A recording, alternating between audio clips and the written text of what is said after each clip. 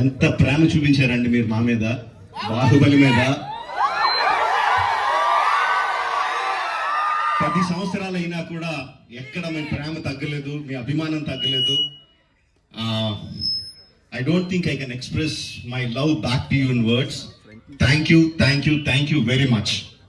So ఈ 10 సంవత్సరాల తర్వాత ఎందుకు బాహుబలిని తీసుకురావాలి అంటే ఫీడ్బ్యాక్ వస్తుంది.